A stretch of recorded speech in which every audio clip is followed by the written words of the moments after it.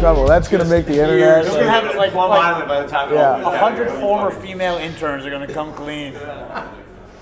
Okay, so I thought this was as good a time as any to get everybody together, some of the smartest people I know, and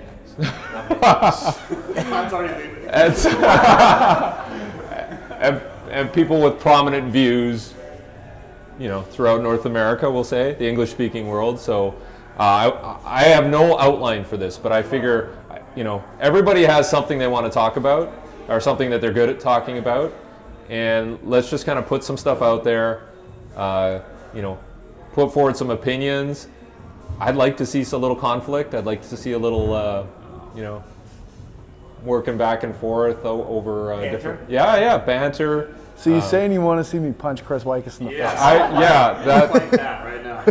That's not going to work out well. Throw a frisbee at you. Yeah. I mean, if this were, we'll throw a metal frisbee at you. It's like Odd Job. If this were a pay-per-view.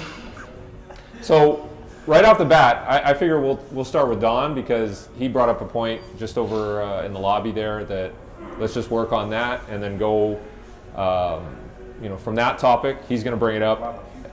Yeah. Let's start with that, and then it'll bring up some conceptual questions about other exercises and other methods and everything. So you're on, man. Awesome. I get nervous on camera. Sorry.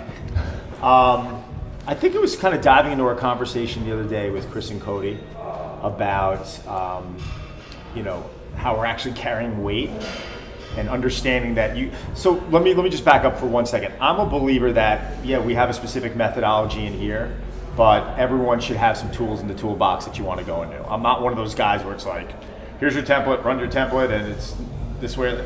There's something called boredom, and clients they want to have a good time when training. I think a lot of times we forget about that. But I also think there's a consistency on how things should be done. And if someone's walking through and they're carrying like this, and we understand the reason is for breathing and, you know, the ribs and how you want everything set, fine, I completely get that. I came from a thought process of driving the elbow down to the rib cage because we want to press from this position. This is the strongest position that I can press for. Do you agree or disagree? Not here. For pressing, yeah. Yeah, for pressing. Okay, so the reason why I was always taught to carry in here was because from here we want to be able to press.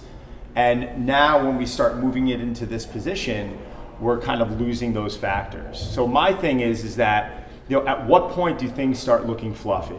And at what point is it like, all right, I get your reasoning for doing this, but why don't we find another way to do it? Yeah. Well, I don't coach like this. I'll just coach reach the elbow forward. Reach the elbow forward.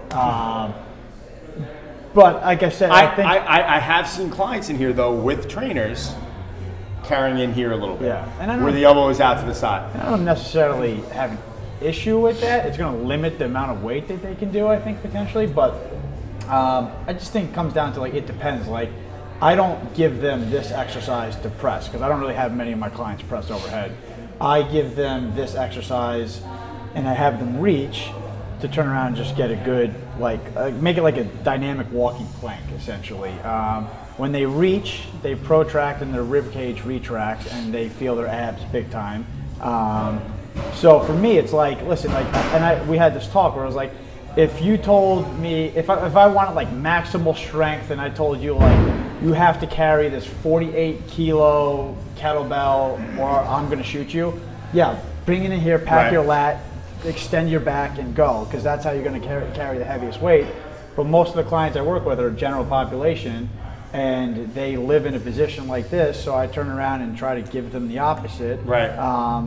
And I just tell them to reach a little bit, and nothing egregious, and they feel their abs a lot, and they may not be able to do as much weight, but for me, it's not. I'm not using it for like a max strength driver. You know I mean, I probably avoid pressing overhead maybe 85% of my clients, but I almost feel like being in this position here enables us to not have to press. We're still getting the benefits of pressing from being in here and working on those tension techniques while we're carrying.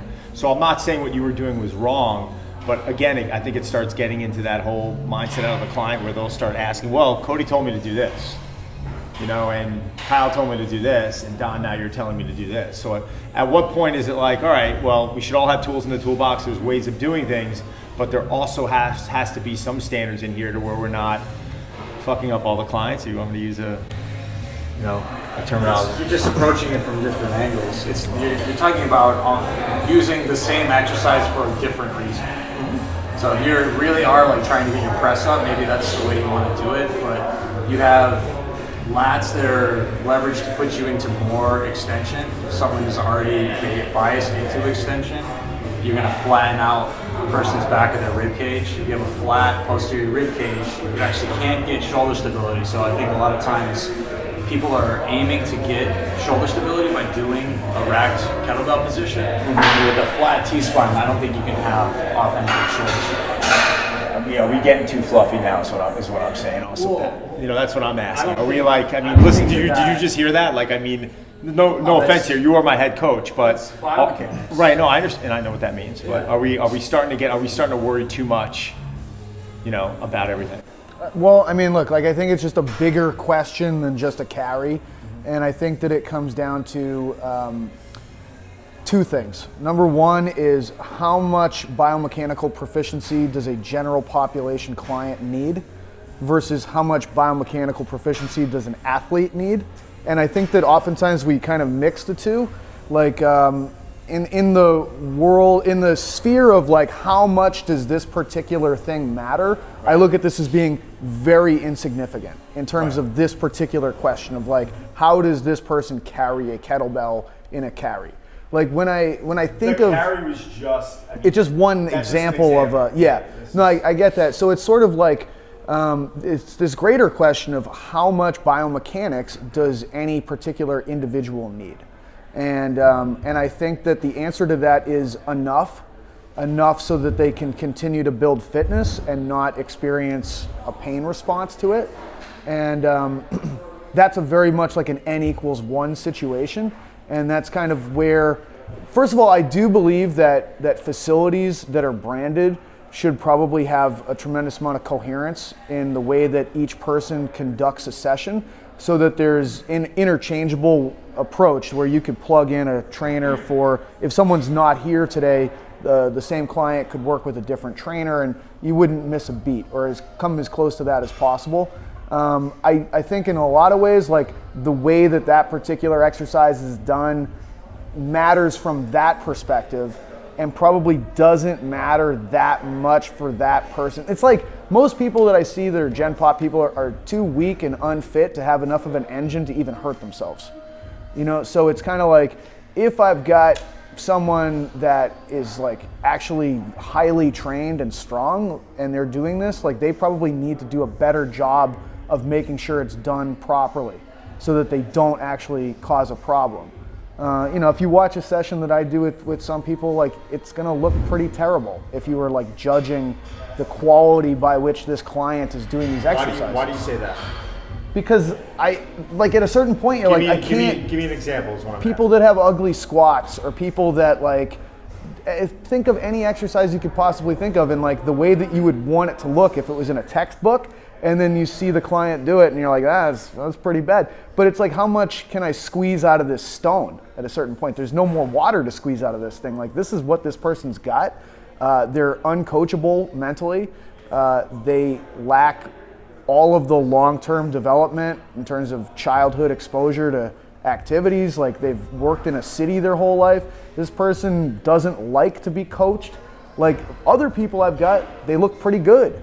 They like to be coached. They clearly did stuff as a kid. So it depends. Like, if someone's doing things really poorly from a mechanic standpoint, I just have them do more different things. If someone's actually mechanically sound, we can actually develop specific qualities and exercises. I'd say a lot of coaches out there would even argue and say, well, if someone's doing things poorly mechanically, then just limit the amount of movements and just train the shit out of those movements and the things that they can do really well. Yeah. So it was actually Derek and I, and not to jump topics, but it kind of, they're all relevant. But we were talking earlier about how, I've been in the business now since '99, and you just see these waves it goes through. Remember when we started a long time ago, everyone's doing all this crap on the Bosu ball, and it's like, how sexy can the drill look? Coming out of the bodybuilding era, and now we're almost moving into this time now where simplistic is good thing, showing that you're seeing how these programs are written now.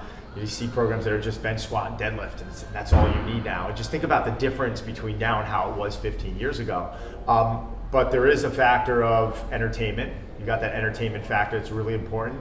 And now I'm starting to think, because I've gone through all these waves, and I'm starting to think now, well, wait a second, we want people as dynamic as possible, correct? Like, if I turn around in one session and the guy's never been on a cable chest, a standing cable chest press, again, a stupid example, but and he gets in a position, he just can't hold that position, then why not trade him in that position? Where a lot of coaches and physical therapists out there would say, no, they don't need to do that. They could just do a hard style plank, or they could, well, no, like, as much as you think it transfers, it doesn't, because he can't get into that position. So where's your thought process with that now? And I'm curious on yours too. I mean, I'll let Pat go first. Yeah. So I think that number one, I just think that a lot of times people fall in love with exercises, and it's like I could care less about any specific individual exercise. It's just a tool. They're all just tools. Like the person's goal is the thing I'm working towards, and it's usually body composition for most people. It's either health or body composition, So I want to make sure that I'm choosing things that like are positionally, that person's capable of getting into the fundamental positions associated with that movement. I'm not going to select a deficit snatch grip deadlift for a 55-year-old man that's worked at a desk for 30 years. So it's just kind of like I'm going to try to pick the right tool for the job to develop this kind of like spectrum of fitness qualities that I can use for this individual. So, it's sort of like, I think that sometimes we misapply these important tools for athletic populations for the general population. Like, I feel like you've almost gotten a lot more relaxed with your approach to training throughout the years, where I would assume that years ago you were probably much more methodical about how you lay things out, and now you understand that there is a template, there is a thought process, but you are deviating with every client every day. It's interesting. I just think that I usually see the same thing over and over. Like most of the people I work with are like the same person, like one after another. So in all honesty, I pretty much run the same program with every client I have. It makes it easier for me cognitively. Like I don't have to think about like, oh, what's this person's program versus this other person's program. It's the things that are different or how much weight the person uses on the exercises. But even with that, it's like the same 50-year-old dudes that like basically are in the same window of like maybe 5 pounds more on this one versus the other guy. Are you still using a movement screening? No. Right. You can see what you need to see in their warm up, and where you just start moving on you instantaneously kind of get it. Yeah, I'm not gonna pick anything complicated. I'm not gonna pick anything that's like too difficult to coach. Like I'm for general population people, I'm gonna go with lowest coaching curve exercise I can possibly think of. I'm gonna go with whatever makes them sweat the most. That's kind of the game with it. But at the same time, I put them on programs, and I put them on a program because most of these people want to be able to witness progress. Like whatever the easiest thing I can put you on that you can make progress in, that's what I'm going with every single time. So but in terms of if I'm talking about like designing something for an athlete, whole different animal. Yeah, I know we had talked about how much variability you have for whoever you're working for, and it's very contextual, as Don had said. And so whenever, when I work with Charlie Francis, the higher the level we went, the more he limited degrees of freedom, right? So, every variable was controlled so closely that I think that was allowed him to account for, was this doing what he wanted it to do? And he didn't have to filter out all this noise. Whereas if I'm working with kids or beginners, I'm like you guys, I'm adding more degrees of variability because they're not improving in that, or they don't have the output, or or they don't have the mechanics yet for me to advance them. So I will switch the drill a lot because I'm just not getting anything out of that drill. So let's try something else.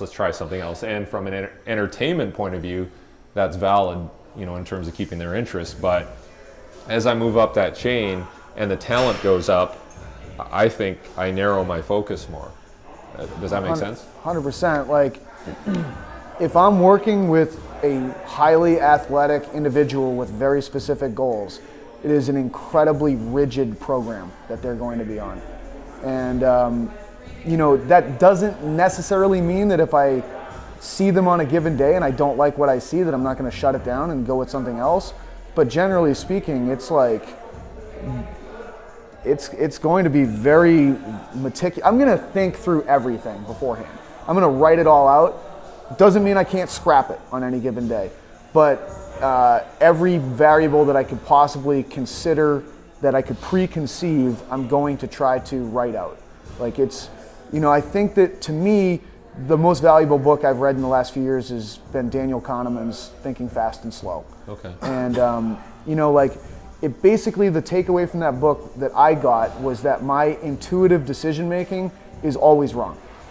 Always wrong. And as much as you think that you're right about everything that you make snap judgments about, you are 100% wrong every single time about everything that you intuitively believe. So that was his message? Yeah.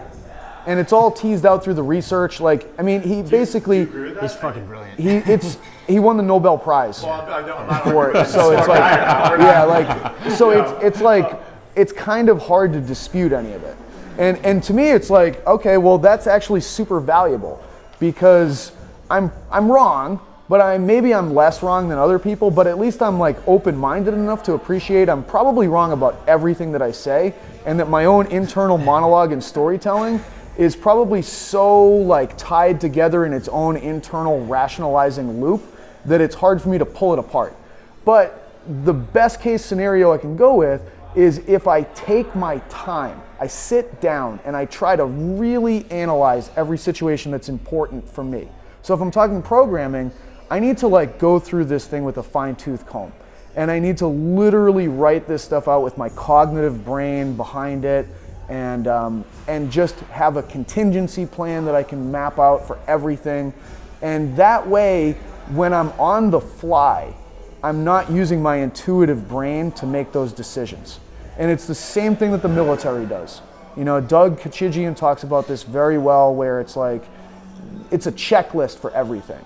And that's going to lead to more reproducibly successful results in the outcomes that you're looking for from the coaching that you're doing, as compared to just intuitive. Can you have that conceptual checklist in the back of your mind and then operate a little more spontaneously on certain occasions? This is kind of where the transition to talking about whatever you want to call it, the 10,000 hour rule or mastery or grit or whatever it is. Like, if you've been operating with that system long enough, you can retrain your intuitive brain to intuitively be correct. I think that's what Charlie Francis did, right? After 20 plus years of working with athletes, he could walk to the track and know, I want to do this, and then he could specifically start addressing issues and assigning work after each rep. And I hadn't seen anybody ever do that. So that was pretty interesting. Yeah. But you're right, he had this body of work to support that intuition. Yeah.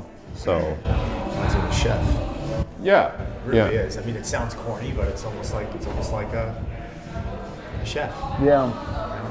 They've got at least a little bit more feedback. You know what I mean? It's tough as coaches. We don't get. Yeah, but I don't know if I think that aren't we getting feedback all session? Are we getting feedback all day? I mean, are we recognizing from the second we see a client move what we're dealing with that day, or the temperament or the mood that we're walking in with? I mean, I think it's no different than me taking my finger and dipping it into a batter and tasting it. Mm-hmm. I mean, I was able to tell off of Jake the second he walked in what I had today. Yeah. I just feel like that's something you just cannot fucking teach. You need reps to be able to have that intuition. Not patting myself on the back like I'm some genius here, but I think it's just the reality of it. And you have that. I think everyone in here has that. Some of us are learning to really develop it now, but I think that's the difference between us now and 10, 15 years ago. I'd say that everyone's got usefulness in their intuition, and it's like, but can you improve that? And that's where, that's where I would just say that you need to legitimately step back, reflect, analyze, and try to then find evidence as well to support these ideas or to refine your approach. And at that point, now if you can practice that, like I would just say stay within your system for a while. Like don't deviate, see how it plays out. And then once you've done that for a tremendous amount of time, now you might have more freedom to be able to step outside that. But even when you're there, from time to time, you should probably step aside and go back through that process again. Is there a difference between intuition and awareness? Like awareness of what's happening, where things are going versus what you may feel where the direction of the workout should go based on? There is, and like the primary difference in those areas is that awareness is awakened in two ways. One of them is through recognizing an error. You know, if you see something that's not going as planned, it just jumps out at you. Like you don't have to try to notice errors. You just automatically notice those things. And when you notice an error, it conjures awareness. You become highly aware of the situation. It's like it would be if you misstepped. You know what I mean? You're walking along, you're not paying attention in the city, and all of a sudden, ooh, like you're like, whoa, what just happened there? You kind of reanalyze. The other one is if you kind of painstakingly, almost like with Zen Buddhist sort of level stuff, like you force yourself to become aware of things that you normally wouldn't. But that's taxing, you know what I mean? It's cognitively tiring. So I just think like if you're going to get better, you should probably pick and choose your times to exclusively focus on that thing and analyze and break down. It's like habit formation. Like I don't recognize 90% of the things I do on a daily basis. I would have to actually work hard in a difficult manner. Like I have to be scrutinizing myself to notice things about myself that I do unconsciously, and then try to become highly aware of when I start doing those things. So you're not trying, I mean, I do believe that there is a time for an athlete who needs to try and get better. We see it in the golf world. I mean, you can completely ruin a season for a player if you say one thing to him or her. Well, yeah, you're laying the club off a little bit, you're getting early extended, whatever it is, you can put the guy into a disastrous situation. But as a coach, aren't you trying to get better the second you hear something and recognize something needs to be improved? Aren't you trying to address that right there? Where, say, a golfer might say, all right, listen, we're going to get through the next month, we got a month left of the season, or a runner or whatever it is, and if we start trying to implement that change now, it could be a fucking disaster. Mm-hmm. So sometimes I just wait and see. You know what I mean? Like I don't rush to many things when I'm actually coaching. Like I sort of let things play out most of the time, and then I'll try to think about it after the fact. But do you guys think that there's a time and place to kind of let things play out, but also let things kind of be average, like you know, and not trying to have these very explicit goals in terms of exceptional biomechanics, exceptional output?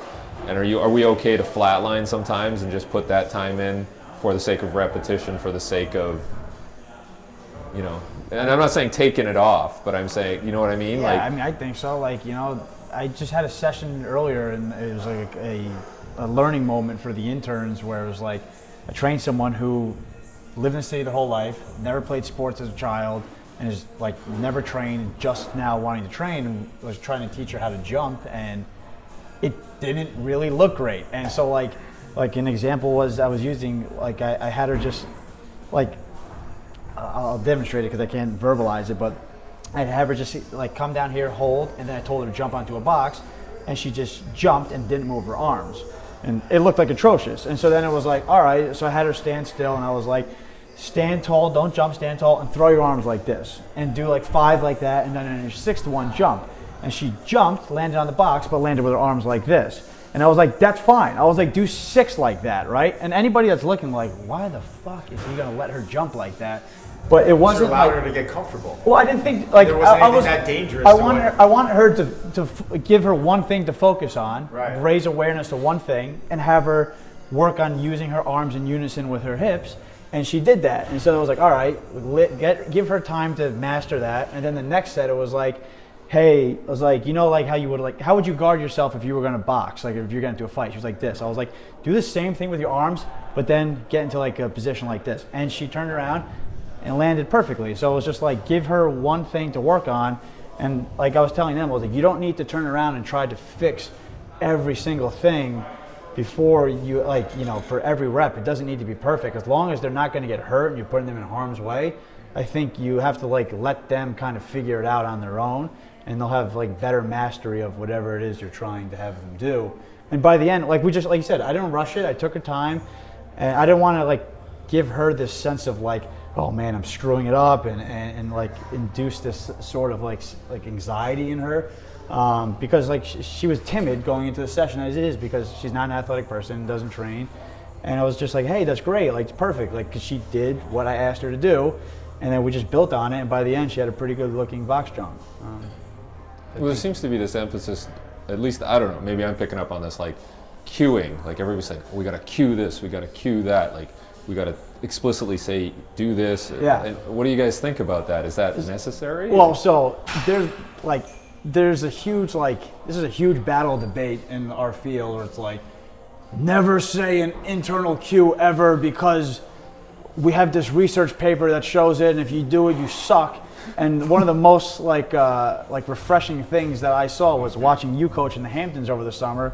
Was you were like said to this guy like, hey, like your hands, like bring your fingertips to the level of like your nose, internal all the way around, and it worked. And like the guy was sprinting above 90%, and he looked great, and it worked. So it's just like, I don't care, like whatever works, and like I'm not interested in engaging in like a pissing contest of like, oh, like I was able to use an external cue versus an internal cue. I'm focused on like outcomes, right? Yeah. Just remind me, what was the original question with this? Like, it was about how much variability you're willing. Sorry. How much? Can you kind of mail in a session every now and then, just let the person kind of go through the motions? Yeah. Is there value in doing that? And is there value in the client or the athlete kind of searching for kind of their own objectives? You know what I mean? Like not like, again, it comes back to the cueing thing too. Like how much goal setting, how much expectation versus, hey, let's just let it happen. If they're down, they're down, and let's just deal with it. Let's not try to take them out of that state. Maybe that's a natural state that they must have for that particular moment. And is there value in moving somebody forward from them rather than trying to create an artificial state that they can't support, and it might hurt them later? You know, I think like where my brain's going with this is, I don't know if you've read *Sapiens*, Yuval Harris, but it used to be like more ancient times of humans. Nobody believed that the future was going to be better than the present. That just wasn't how people's outlook was on the world. And then a couple of events happened that sort of changed that. One was they invented credit. So all of a sudden people would be able to like take out credit and like build a business. It was very difficult to start your own business before credit started. And then science. And science got kind of all mixed up with progress. And I think that like it's still new, like very new science for our species. But science and progress, I just look at as like becoming more and more dominant in different areas. And I'm totally willing to say, like, I don't know the correct answer to this question, but part of me says that, like, if you're not heading in the direction of trying to make progress, like, what are you doing? I think, but that's the majority of the people out there, especially in the city. Yeah. I am not convinced that people want to improve. Think about that. Look at the styles of training that people are jumping into. That's my favorite. I'm going to steal a line from Charlie Weingroff. The entertainment effect. Yeah. People are more. I'm seeing young women taking Rumble twice. And I'm sorry not to knock anything, but they're going to these group classes twice a day. And is it really about them getting in better shape, or is it more about the sweat and the entertainment effect? And I think when you peel back the layers and you look at a lot of the clients you're around or we're around, they're here because they want to improve. That's part of this facility. The number one, when we sent out our survey recently, how do you describe Drive? And the first two lines that they gave us was professional and family. Okay, and you don't see that at a lot of these other places, yet they're the ones who are more successful than anyone else. Yeah. And what sucks about the whole thing is here's someone like you or you who's spent your entire life, trying to develop your craft and in a way become as good as you possibly can at it because you love it. Yet, what population is really going to utilize all the information that you guys have? Yeah. You might be a little different because you work primarily with athletes. But think about it, you Yeah. could have been half as smart. It's not going to matter.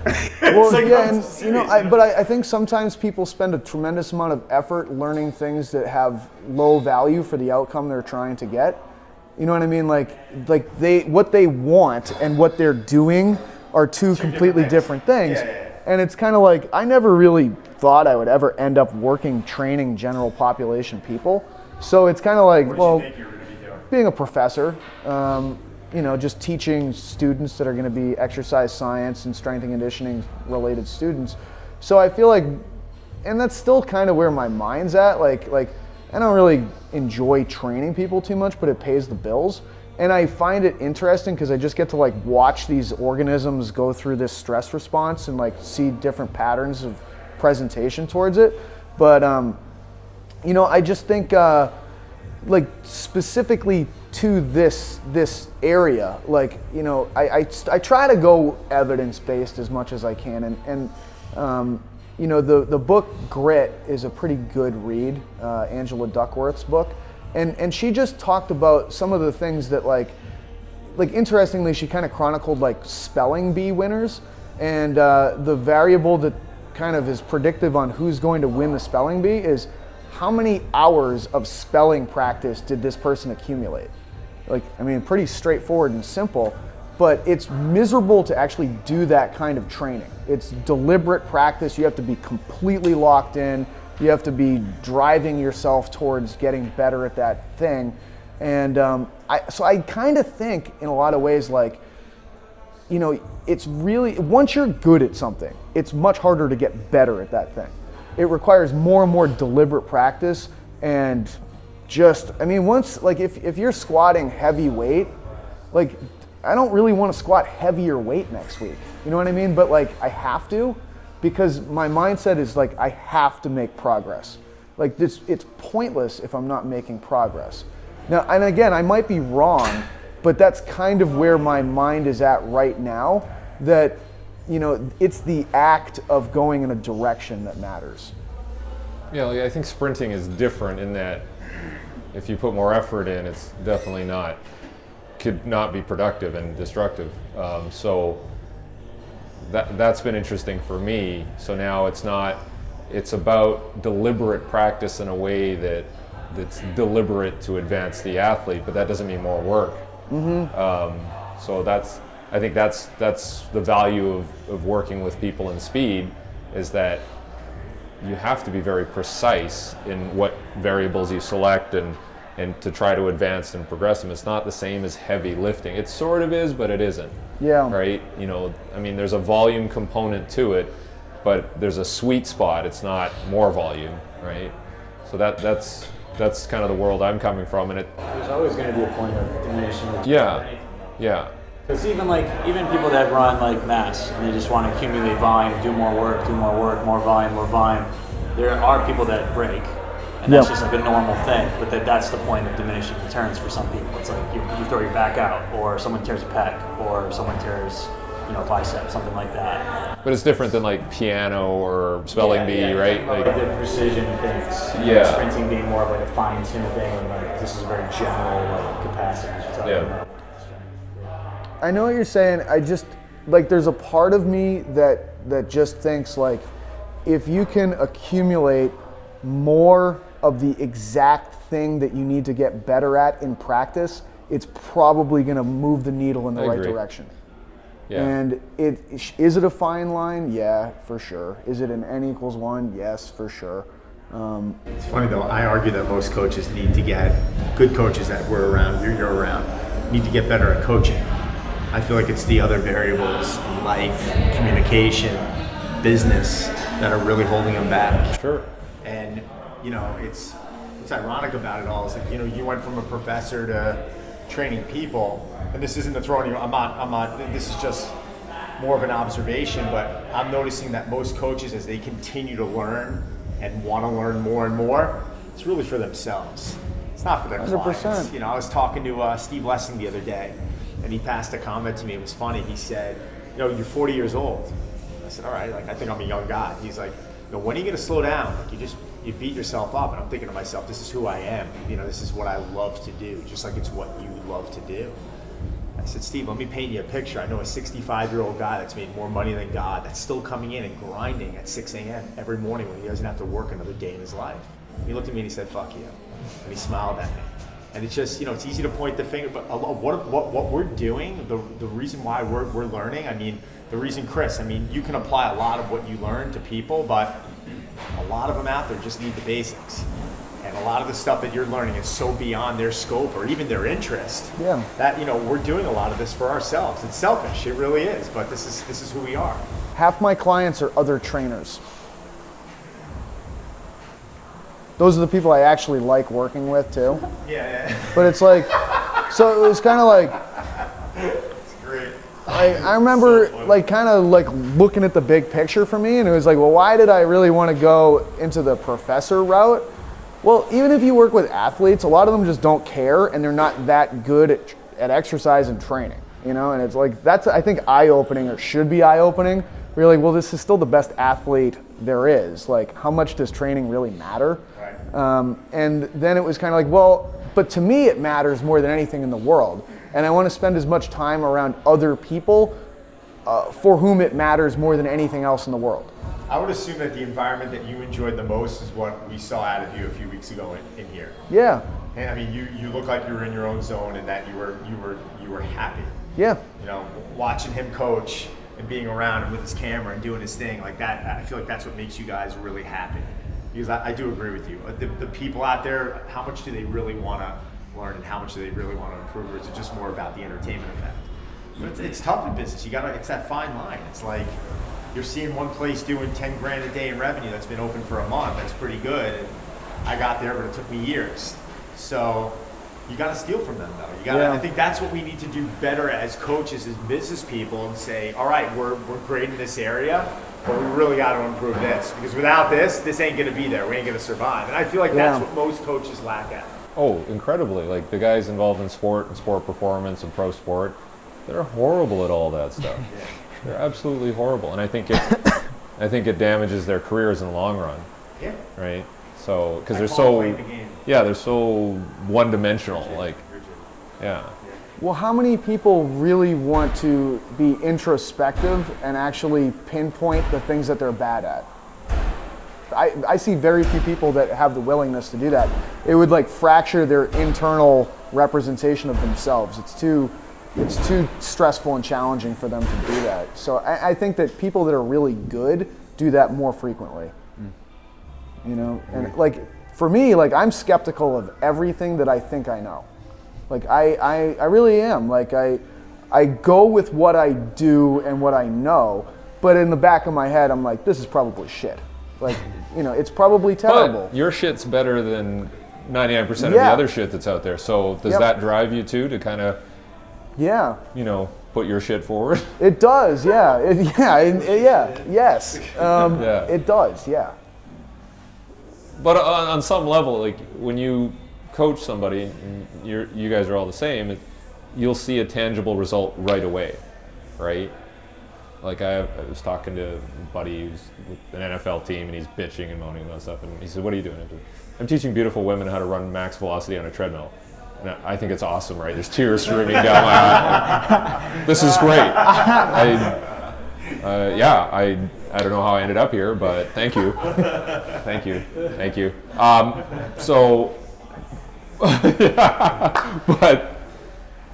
But yeah, it's just interesting that all of us can elicit a very positive response, even if we don't even know why. And I think that's kind of cool. And it's because we've done it before, and we kind of know like what band to stay in and what words to say. But it's very hard to impart that though.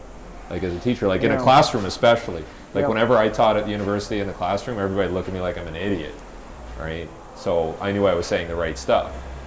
But But that's I do not enjoy that environment, and I don't know what your thoughts are, but it was a very I'm anti-university, anti-formal education in that respect. I mean, I So are you. I fit in about as poorly as I fit into a university as poorly as I fit into most pairs of pants. Okay, like it's just The line of the day. so. And I'll say from like being your student for like 3 years that's why you were the best professor that like many kids had in their entire education career. It's probably because Just didn't make you didn't sense. conform. Yeah. Seriously. But even in your industry, are you trying to not conform and you're trying to just do your own thing? A lot of the time, are you fighting it? I think in the last, I've been in the industry since '99. I think since having this place open in 13 years, I think I've gotten really comfortable being myself. And I think in the beginning, you can get very caught up with looking at what someone's doing and that they're being successful, but it's just not you. And I think when you try to be too much, you end up coming off being unauthentic and not as good at what you do. And you just got to say to yourself, this is what I do, and this is my path, and just own it. You got to just own it. I think that's a huge thing, and honestly, I think right now in the industry, so many people are afraid to do anything because they're so afraid they're going to get called out for it by someone that's smarter than them or something. Like social media is just about like, we get trolled so much by people. You say anything, you get trolled, like no matter who you are. And, it's like I just see so many people afraid to say anything or just do what they, like you're saying, like this is kind of what I do. And like people are like, maybe I should be doing this other thing because this other person's doing that. I've gotten criticized, doing these training on Broadways and hanging off of flagpoles and I'm just trying to, what I'm trying to do is show people, for years I was trying to be like Chris. I was locking myself in a classroom for 7-8 years and just trying to be the smartest guy on the planet. And I just realized at a certain point that I just got to relax and I just got to enjoy it. And just, someone's always going to point the finger and criticize. And there's always going to be someone that's way smarter than me. I'm not even close. I think what I'm really good at is the communication aspect and showing compassion to people and honestly taking any individual who comes in near and making them instantaneously feel comfortable. And I think that's what I built my career on. Now, can someone write a better program than me? Absolutely. Like, am I the smartest coach? Not even in this room, not even close. But I'm very good at articulating a message and getting someone from point A to point B very comfortably to where they think they might think I'm the greatest thing since sliced bread. That's totally cool. And those are probably more valuable skills. Like we were talking about, I remember like you've been unbelievably helpful to me as a mentor with trying to get things going. And I remember one time you were like, something you have to make sure you do is like not try to open something that is ego driven, but like open something that's a smart idea from a business standpoint. Yeah, like, and like be aware of that, like this turning around and looking what I've done here. I'm still living with a lot of mistakes from 13 years ago. I didn't need 15,000 feet. I didn't need paneling on the walls or fusion floor on the ground. I could have built this place out for a fifth of the cost. So you know what? I've lived with that since then, and you live and you learn. But yeah, now if I'm going to do it again, when I do it again, I don't call it downsizing. I'll right size it. I don't like making anything negative. I will right size the space. I'll get into 10,000 feet. I'll put more recovery. It'll be more open, less You just learn, man. You don't know. I was 28 years old jumping into a project. I didn't know how to swim. I was around some people that believed in us and just said, go for it. And we went for it. And we really fucked up. Yeah. It's like, oh my God. And I don't know how I'm still here. And there's still days where I'm like, am I going to be here? But you know what? I'm going anywhere. I love this shit. Benicio loves your place. I love that. He walks in, he's like, I like this place. I can tell you what, the one thing that I know, and I know probably you guys would not disagree with this, is God put me on earth to do what I'm doing now. Some people ask me, what would you be doing if you're not doing now? I said, I'd be dead. That's what I'd be doing because this is what I should be doing. I still get up in the morning. I love the fact that I get to go off and do this. Do I love working with people at 6 a.m.? No, I don't like that. That's what I'm planning on getting away from. But What's a better industry, man? You guys want to be at a desk? I don't. I know you don't. No. You'd last like a half hour at a desk corporate I job. worked in an office. You did it for a while, right? I had an office. I had an office. I worked at a desk at a computer most of the day. I didn't mind that because I got left alone. I can do whatever I want. Well, I got in trouble for doing whatever I wanted. But, I definitely had to spend some time working like a 9 to 5 in an office for a little while. And I've never been more miserable in my entire life. I think a lot of people that I've gotten to know in this industry have like kind of come into it secondarily. I think it's changing now. Like it's more of a thing. Like there's defined tracks, and like you can go to school for it. And like I don't know. When I got out of high school, I didn't know that this was even a thing. Yeah. I was a history major, and I remember like my job offers were like to work for the History Channel, and but I didn't take it. I was like, just working crap jobs. I got history too, man. Oh, really? Yeah. Look at that. Yeah. I got a question for everyone. I don't mind if do you mind if we go around and we ask one question for everyone and they give me the answer, and I want to start with you. Okay. One thing that you want to improve about yourself, whether it's business, anything. One characteristic that you need to improve. What is it? I want to improve my emotional intelligence. I want to be able to read people better and sort of understand what they want. Very, very smart. So, I think you're getting it. think again? No, I said I think you're getting there. I think I've seen you improve since you've gone in here on that, but I think it's really true. Thanks. I think I need to be like a little bit more self-confident. Like I know the information, I know what to do, but I'm just like nervous I'm doing it wrong. And I just need to have more confidence in like, okay, I know this. I don't know. Interesting. No, I think it's great. I think I need to be a little bit more selfish. I don't like saying no to people, and I'll do that at the expense of like my own free time and like energy and happiness. Like I'll like sometimes have like days where I have legitimately 12 to 13 sessions, and I don't give myself time to like eat.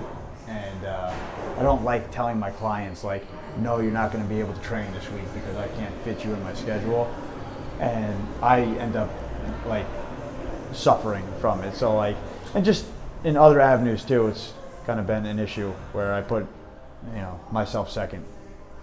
So honestly, I think it's probably like being better at doing things household wise, like, just being a better person in my marriage in a lot of ways. Like, yeah, or just like honestly, like little things like taking out the garbage when it's full. Cause I'm serious. Like I get so lazy about certain things. Like I take people at home for granted. You know what I mean? And it's like I'll put so much effort into like a project that I'm working on that I'll like leave my crap all around the house and not pick it up, and like not open mail for weeks or something. Like just like little things at home like I'm terrible at, and that's just a drag on the person that means more to me than anybody else in my life. And like that's the one person I should probably not be like alienating based on like my minutia behavior. Like that's where I'm at. How was the question phrased again? One thing that you want to try to improve for yourself. It could either be in business-wise. It could be anything. The first aspect that pops up in your head. I mean, I just, up until like 3 years ago, I probably knew zero about what to do with my money. So like I've been reading a lot about investing my money. And I guess on top of that, like one thing that Bill kind of imparted on all of us, and something I mentioned to everyone in the staff meeting recently, is like, draw out, you've been talking about this, like draw your model out, like what you do. That shit is hard to do. And like Pat was saying this too, like I look at the shit that I do and it's very similar to what I used to do 10 years ago when I started doing this. It was also funny because like in 2008 I had no idea what strength and conditioning was. I was working at a desk. I had no idea you could actually get paid to do this shit, which is funny. But anyways, like I'm writing out my model, I'm looking and I'm like, I kind of suck. Like I don't really know what I'm doing with all this shit. I just, these categories of things that I know are important, and then just kind of like tease out why it's important, and I just need to do a better job of that. Running the internship the last couple of years has been big for that, like writing out the model we use here and like the reasons for that stuff. But thinking like how to systematize and make schematics for what I do and how I should do things. Cool, yeah. So I mean, it kind of piggybacks on everybody in the sense of, I think we get so consumed in just getting new information when like most of the stuff doesn't really apply to anybody we train. So I think most of the time it's just like creating stuff and then getting paid for it. Like just marketing yourself, like, because if you're only training like 5 or 6 people a day, that's a good amount if you're an independent trainer in the city. But if you can do 7 or 8 over the course of a week or a year or a few years, all that money you can invest in a retirement. So the same kind of thing Chris is saying, and then you basically set yourself up. Because again, this is a service industry where you're only getting paid if you're working, which is great, but also really it also sucks. Yeah. But it's also an opportunity. Like I think not to jump in, I think coaches don't utilize their downtime enough. And like let's face it, like doing 40, 50 clients a week, like all the pistons have to be firing, and you guys do it a lot. But when you have some downtime, I wish coaches would turn around and put that into their digital marketing, mapping out the plan that you're talking about, laying down all the things that you're doing well and not doing well, and just literally start. And you said it today, actually like staring at that sheet enables you to think a little bit differently. I've had some situations in the past where I had to come up with money, and I remember being on the train and like not being able to think, where the hell am I going to do this? And then out of nowhere, sitting down at my desk and being like, my thoughts start flying and I'm writing stuff down and it just pops in your head. I'm like, why couldn't I think about that 2 hours ago? But you really just need to spend some time. So I thought it was really intelligent. Sorry to jump in. Just I give my 2 cents. yeah, Awesome. That's awesome. Yeah, I think for me, and it kind of hinges on something you said and something Lisa said, like about like not having confidence in what you know. And I think I watched Don's live media things and Instagram things. I'm like, this guy's my fucking hero. Like he's like doing this, and I'm like, shit, how do you do that? I can't do that. Like, and I always question the knowledge that I have, like you, like, oh, maybe I don't know anything, right? Maybe I missed the boat entirely and I could have been way better. But at the same time, I have to not care about that part of it, right? Because obviously I'm getting some results and you're not kicking me out of your gym. And so we don't have models with torn hamstrings. So Not yet. so it's going okay. And I think kind of getting outside of myself and I don't think the word is not caring, but it's having confidence. It's assuming that my shit's better than most other people's shit in my area, right? So I don't know. I still have that barrier, right? And I'm sure it's not easy for you to do what you do, but you just do it, right?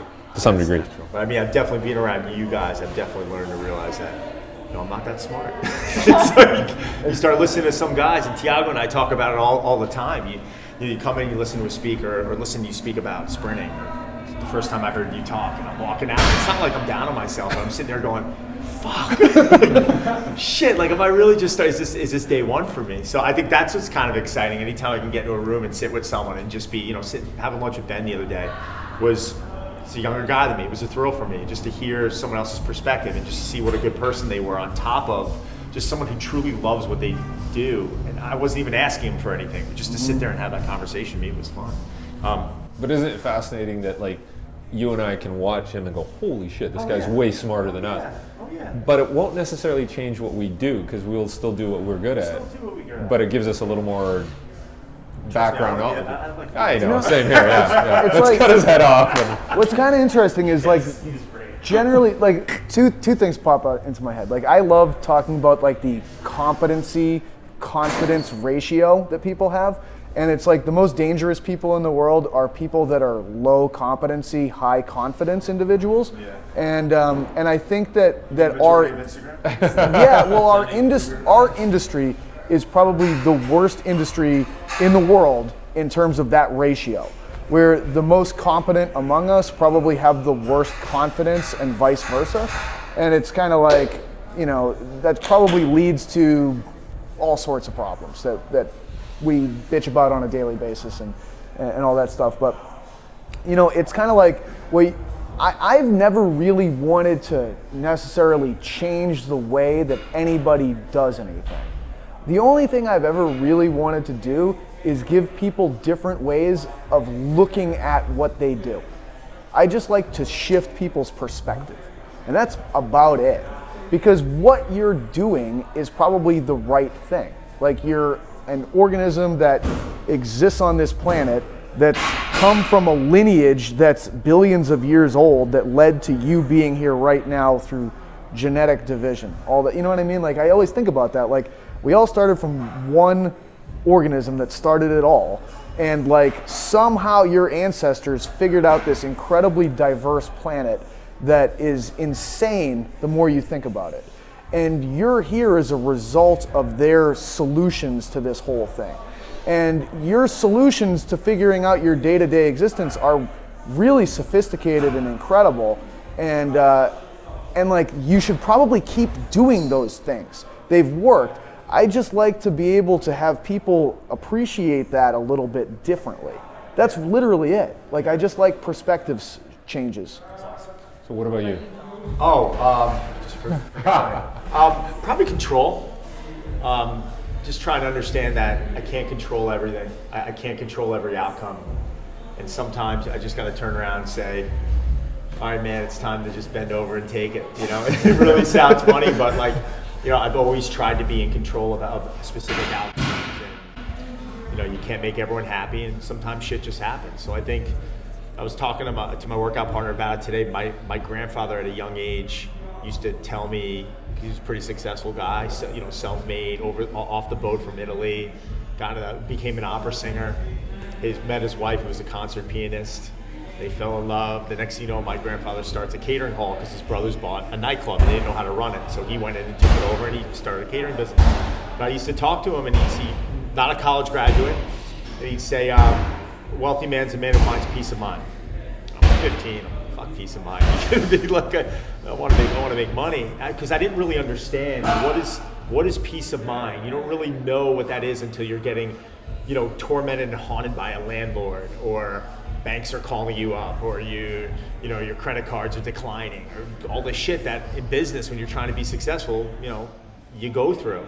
You know, you owe money, like, and until you go through that stuff, you don't truly know what peace of mind means. Then suddenly you want to go from the most successful person, trying to be the most successful person in the world, to saying, I just want peace of mind. You know, and it's like, yes, but what does peace of mind mean? It means having enough money in your bank account to do what you want, and this and that. But I didn't understand what that meant, and it took me until recently to really find that out. So, you know, all this stuff's related, though, the control aspect, this and that, just let it go, relaxing, and let the outcome take place.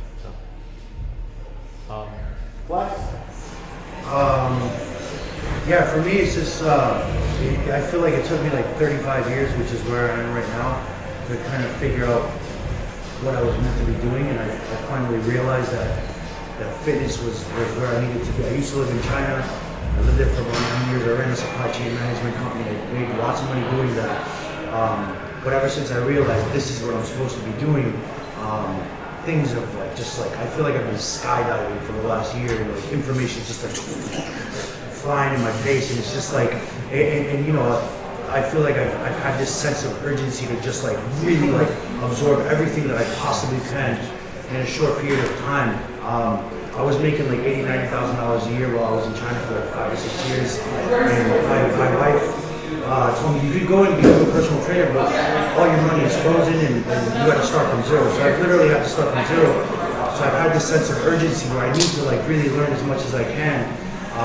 But it's been sacrificing my ability to connect to people. I think my biggest issue right now is building relationships, and I think that in this industry, you really need to learn how to deal with people and how to connect with people, and your ability to develop relational equity with people is number one, and it's affecting my family, it's affecting my everything. Like it's hard for me to connect with people because I'm just so focused on my. Yeah, but don't rush it. Yeah, and I'm trying. I keep saying to him, like, you can hear how he's talking right now. When he came here the first day, he was like, I gotta learn this and that and that, and we're like, Tiago and I are like, remember? We're like, slow the fuck down, dude. You're like calm down. Like you're like talking to Pat Davidson or Charlie, and you're trying to learn. Or Chris or Cody, and trying to learn 30, 40 years of shit in 4 months. It's impossible. You're not going to fucking do that. And I love your willingness, but take a deep breath, man. You've done a good job. Yeah, just relax a little bit. And I feel like my reason for doing that stuff was more like just to develop a trajectory so that I didn't waste time, because I'm 35 years old now. I don't have time to waste anymore. You know what I mean? I don't want to bullshit and spend going down the wrong direction. So I feel like after this experience, like I've developed a refined, and now I know, like, all right, this is where I'm gonna go, and this is who I can depend on. This is who I can go towards, and then now I've developed that. Now I need to calm down and start building those relationships. Listen to people more and spend time on building relationships, and I think that's my biggest thing. Now I need to start making some money so I can get off my back and save time. But for me, I think like stuff that Pat said, like working stuff at home, you know, like be more present and kind of appreciate working, kind of understand the way people like to develop and provide to them what they need, what we think that they need from us, but understand what they need from us, because they'll make everything else easier. If you give to the people that are around you the stuff that they need, as far as like love could be a lot of things for different people, but when you learn how to give to the right person, the right amount of things, everything gets easy. Life, it's like, it's tough to be an adult. It's tough to grow up. But there's like the tribulations and bills to pay and all the shit that comes with it. But it's still, I see like we're all like children. Yeah, we just have like bigger responsibilities, like bigger toys, right? Like bigger bills to pay. But when you learn that you make like an environment that is very convenient, it kind of makes things easier when you have to pay the bills. You know, like the peace of mind thing, kind of. So I'm trying to get better at that, because that. The hardness of the day by day, the stuff that we have to do, the shit that we need to deal here, it gets easy when you have like a good support system. When you have peace of mind, you know you can sleep with you have your peace of mind to sleep with your head on a pillow without being like desperate. So. Before you gotta go ahead, I know you got a client. Yeah, I think I missed the question. The question was, what do you want to improve? Mustache. Not yourself. Besides the mustache. Darken that mustache. Yeah, mustache can improve. No, I think for me, like, I just am in like a point in my life right now where like I can't even narrow it down to one thing. Like it's kind of been like an interesting ride for me lately. Like just trying to figure out what I want to do and how to do it, and you know, like I'm still in the middle of school, and obviously like I need to like get my mind set on one thing, I think. But like I think I'm finally starting to get to a point where I understand what I want to do, you know what I mean? And like ever since I've been able to get in here for like the last 7-8 months, like I feel like I'm finally starting to like focus on one certain thing. Like once I was done hockey, I was like all over the place. I didn't know what I was doing, where I was going, and it set me back huge. But yeah, like now I'm just trying to just kind of like establish myself like in here. I want to finish school. I want to, you know, I'm gonna go do Ben's thing, I think there, and like I think like just like being able to like sit like in a circle like this, like I'll learn so much that would like the things I learned today is probably things that would take you a year to learn in school or whatever, you know what I mean? It's like, so I'm just looking forward to school. Well, yeah, well, exactly, and that's the thing, like, and that's why I'm looking forward to like getting out of that and like being able to really focus on like particular things that I know are going to help me and like what I want in the future, which is like, you know, I want to run like, I want to have like a nutrition business, and I want to be able to train people, and I want to put all that together. And I think like, so right now it's like I got a million things I could think of that I need to improve on, but I think it's starting to come together somewhat. So awesome, Guys, thank you. Thank you.